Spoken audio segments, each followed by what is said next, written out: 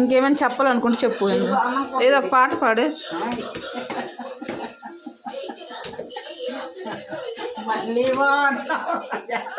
పాడు పాడు, ఒక సాంగ్ పాడు మా ఫ్యాన్స్ కోసం. ఏం పాట పాడాలండి? అంటే నీ ఫేవరెట్ హీరో ఎవరు?